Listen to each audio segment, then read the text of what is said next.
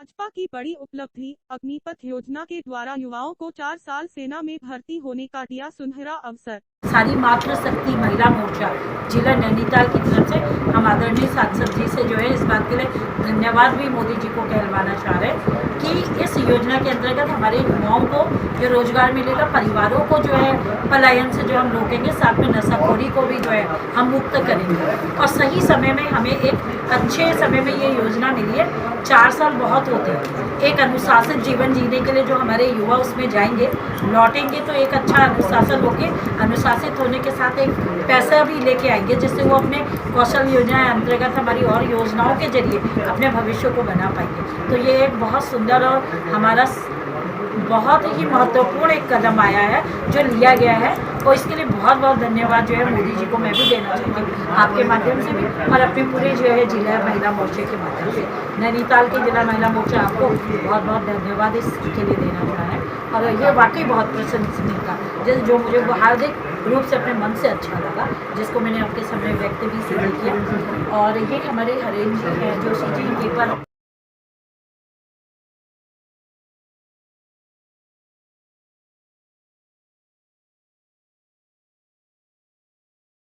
देश के युवाओं को अल्पावधि के लिए सेना में भर्ती होने एवं अग्निवीर के तौर पर देश की सेवा करने का अवसर देने के लिए अग्निपथ स्कीम लाए हैं हम। मुझे विश्वास है कि आप इस बात से सहमत होंगे कि संपूर्ण राष्ट्र एक विशेष तौर पर देश के युवा भारतीय सशस्त्र सेनाओं को सर्वोच्च सम्मान की दृष्टि से देखते हैं तथा अपने जीवन काल में किसी न किसी मोड़ पर प्रत्येक बच्चा सेना की वर्दी धारण करने की तमन्ना रखता है। मैं ये विश्वास दिलाता हूँ कि इस अवधारणा से सशस्त्र सेनाओं के युवा प्रोफाइल में इजाफा होगा और साथ ही उनके प्रौद्योगिकी बेस का आधार में भी सुधार होगा। प्रौद्योगिकी बेस या आधार, बेस को आधार में भी सुधार होगा।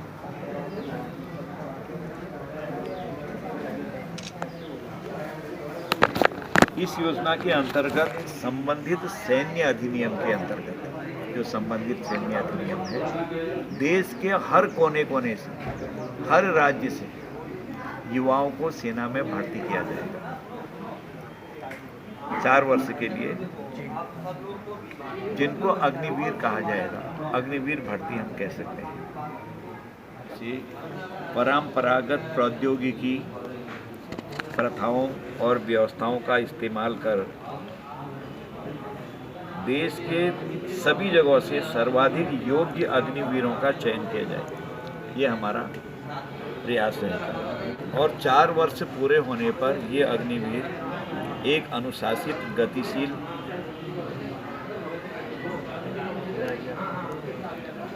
और अभिप्रेरित और कुशल कार्यबल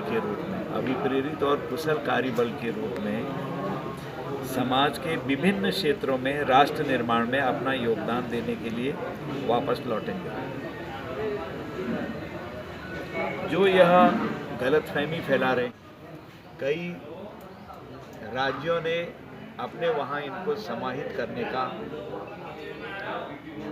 बीड़ा उठा लिया है, और गृह मंत्रालय ने भी समाहित करने के लिए अपने वहाँ कहा है, जो पैरामिलिट्री फोर्सेज होती हैं। आज भी हम देख रहे हैं कि कई रिटायर पुलिस वाले हमारे भाई कई फैक्ट्रियों में काम करते हैं, और जो रिटायर सेना वाले लोग हैं, जो रिटायर होके आए हैं अपनी उम्र पूरा करने के बाद, वो कई जगहों पर कई प्रतिष्ठानों में काम कर रहे हैं, और जो अल्प समय में जल्दी बाहर निकल आए वो आज पुलिस में कई जगहों पर हमारे यहाँ पर हैं। और कई सैनिक जो कमीशन लेके बाहर निकले हों, उन्होंने जो तैयारी करी है उसके बाद आईएएस, आईपीएस, आईएफएस भी बने हैं। प्रतिधारित या रोकने के लिए बाध्य नहीं होंगे। प्रत्येक अग्निवीर द्वारा अर्जित कौशल को प्रमाण पत्र स्वरूप उसके परिचय में शामिल किया जाएगा, जो आने वाले वर्षों में उसे लाभान्वित करेगा। जो कौशल उसने लिया है उनको बाकायदा सर्टिफिकेट दिया जाएगा, और यह हर क्षेत्र में इनको आना है। आपको पूरी आर्मी में जो ट्रेनिंग होती है वो पूरी ट्रेनिंग दी जाएगी, जल में, थल में, नभ में, जहाँ जहाँ आप जाएंगे उसकी सारी नॉलेज आपको होगी। यानी कि एक परिष्कृत और बहुत ही कुशल जवान, कुशल नागरिक समाज को हम अर्पित कर रहे हैं। अगर दूसरे सेंस में देखें, अगर कभी ने हमारे देश को किसी ने आँख उठाई तो बाहर निकलने वाले 4 साल के बाद बाहर निकलने वाले अग्निवीर जिस प्रतिष्ठान में हो, चाहे बैंक में हो, चाहे पुलिस में हो, चाहे पैरामिलिट्री फोर्सेज में हो या बड़ी बड़ी कंपनीज में हो, तो वो हमारे पास एक बहुत बड़ी शक्ति है। इसको ऐसे भी देखना चाहिए, बहुत बड़ी शक्ति होगी। आपने देखा है कि अन्य देश जो हैं, कई देशों में हम लोगों ने स्टडी करी है, उसमें कौन कौन से हैं?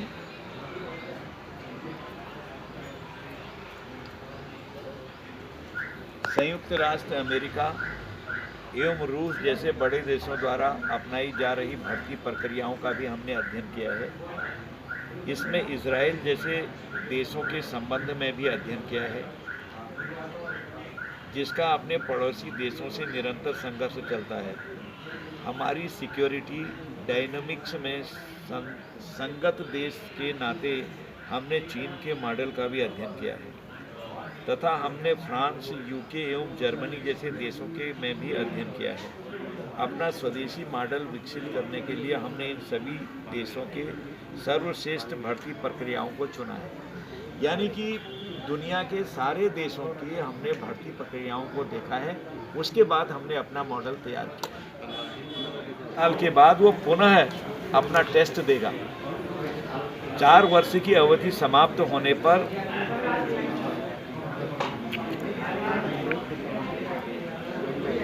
इन अग्निवीरों को सशस्त्र सेनाओं में आवेदन का अवसर प्रदान किया जाएगा।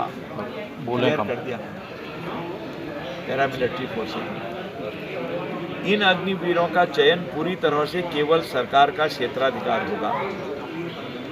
कंसर्निंग गवर्नमेंट जो भी है, जैसे योगी जी ने कहा, मैं अपने वहाँ रखूँगा। भारतीय सशस्त्र सेनाओं के नियम काडर में चयनित इन उम्मीदवारों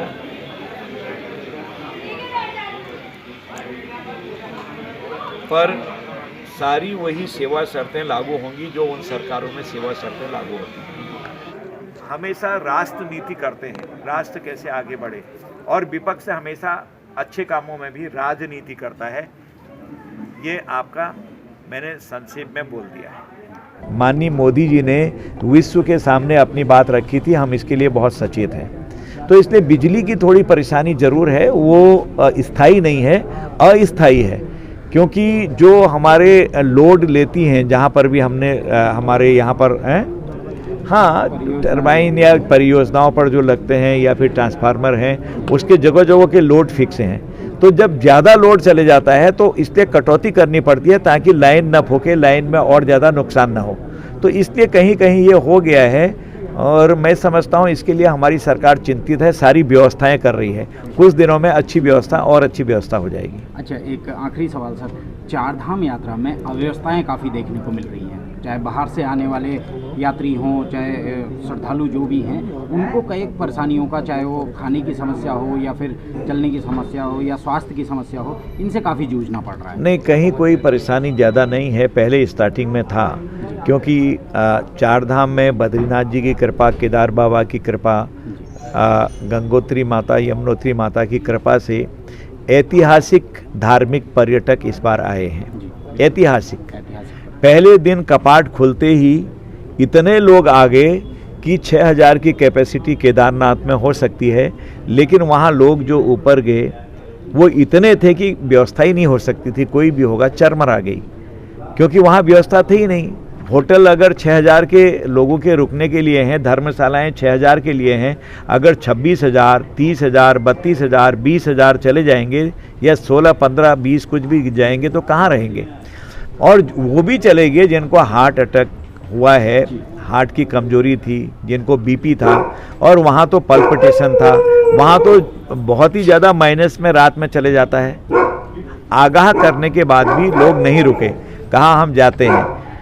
लेकिन हमें कष्ट है कि कुछ लोगों को हमको छोड़ के जाना पड़ा दुनिया से, जो जितने भी लोग वहाँ गए हैं वो उनके हार्ट अटैक होने से उनको ही जाना पड़ा है और हार्ट की डिजीज उनको पहले से थी, ऐसे जाना पड़ा है, ऐसी मेडिकल रिपोर्ट से आई है। कोई भगदड़ से या कोई अन्य परेशानियों से नहीं जा पाया है। इक्का दुक्का जो एक्सीडेंट हुए हैं वो हमारी नसीब में लिखा है। पहाड़ की इन रास्तों की कभी ना कभी इसमें एक्सीडेंट हो जाते हैं। वो अब क्या बताएं, उसके लिए ऑल वेदर सड़क हमने बनाई है जिसका काम लगभग पूरा होने वाला है। मैं समझता हूँ इसके बाद ये चीज़ें भी संभल जाएंगी। 12,000 करोड़ 12,500 करोड़ रुपए का प्रोजेक्ट है और अब जब ट्रेन जाने लगेगी कर्णप्रयाग तक, उससे 4 धाम को, कभी ना कभी इसका तो समाधान पूरा होना ही होना है। बहुत बहुत धन्यवाद सर। आज आप अपने संसदीय क्षेत्र में आए हैं और काफ़ी संख्या में लोग आपसे मिलने आए हैं, अपनी शिकायतें, अपने दर्द लेके आए हैं, तो क्या कुछ मुख्यतः शिकायतें सामने आई हैं अभी तक? सांसद निधि के काम हैं, सड़क के काम हैं, स्कूल्स में कई जगह टीचर्स नहीं हैं उनके काम हैं, और कई हॉस्पिटल्स में भवन बनाने हैं, और कनेक्टिविटी का है, रोड सड़क का है, कहीं कहीं बिजली कम पावर आती है, सिंचाई के मामले हैं। ये सभी मामले आए हैं तो उनका एक एक करके निराकरण करते हम आ रहे हैं। सर बिजली की बात करें तो बिजली में कटौती एक बहुत बड़ा दंश बन चुका है उत्तराखंड के लिए, तो इसके लिए क्या कुछ आप कदम उठा रहे हैं? देखिए अब तो नए नए बात बन रहे हैं। आपने देखा कि माननीय प्रधानमंत्री जी ने हल्द्वानी में जो 50 साल से ज़्यादा जो स्वीकृत हो गया था उसकी नींव रखी है। आप लगा सकते हैं कि ये तो हमको भुगतना पड़ेगा क्योंकि उसके उत्पादन में कमी है। अभी गैस बेस्ड जो हमारी पावर है उसके लिए भी हम लोगों ने काम किया है, उस पर भी आ ही रहा है, कहीं ना कहीं बनेगा और उससे भी हम बिजली ले ही रहे हैं। काफ़ी बिजली लेने के बावजूद भी कमी हो रही है, जनसंख्या बढ़ रही है और डिमांड भी बढ़ रही है। डिमांड कैसे बढ़ रही है कि आजकल आपका फ्रिज भी चलेगा, कूलर भी चलेगा, रेफ्रिजरेटर भी चलेगा और जो चीज़ें होंगी वो भी चलेगा, और कहीं एसी लगे। कभी किसी ने सुना कि हल्द्वानी में करीब 50 साल पहले एसी चलते थे, पंखे भी नहीं थे, लेकिन आज हर घर में एसी है। देहरादून में तो पंखे भी नहीं लगाते थे, अगर पंखा लगा दिया ठंडा होता था। मैंने खुद आंखों से देखा। आज बिना एसी के काम नहीं हो रहा है। कि सब लोगों का दायित्व है, जो इंटरनेशनल जो ग्लोबल वार्मिंग हो रही है, गर्म हो रहा है, जो पूरा विश्व गर्म हो रहा है, उससे ग्लेशियर पीछे खिसक रहे हैं। आपने देखा होगा कि नदियों के स्तर बढ़ रहे हैं, बेमौसमी बरसातें हो रही हैं, बड़े नुकसान हो रहे हैं, चक्रवात आ रहे हैं। तो मनुष्य जो हम हैं, हमको इसके प्रति सचेत रहना चाहिए। माननीय मोदी जी ने विश्व के सामने अपनी बात रखी थी, हम इसके लिए बहुत सचेत हैं। तो इसलिए बिजली की थोड़ी परेशानी ज़रूर है, वो स्थायी नहीं है, अस्थायी है। क्योंकि जो हमारे लोड लेती हैं, जहाँ पर भी हमने हमारे यहाँ पर हैं, हाँ, टरबाइन या परियोजनाओं पर जो लगते हैं या फिर ट्रांसफार्मर हैं, उसके जगह जगह के लोड फिक्स हैं। तो जब ज़्यादा लोड चले जाता है तो इसलिए कटौती करनी पड़ती है ताकि लाइन न फूके, लाइन में और ज़्यादा नुकसान ना हो। तो इसलिए कहीं कहीं ये हो गया है और मैं समझता हूँ इसके लिए हमारी सरकार चिंतित है, सारी व्यवस्थाएं कर रही है। कुछ दिनों में अच्छी व्यवस्था हो जाएगी। अच्छा, एक आखिरी सवाल सर, 4 धाम यात्रा में अव्यवस्थाएं काफ़ी देखने को मिल रही हैं, चाहे बाहर से आने वाले यात्री हों, चाहे श्रद्धालु जो भी हैं, उनको कई परेशानियों का, चाहे वो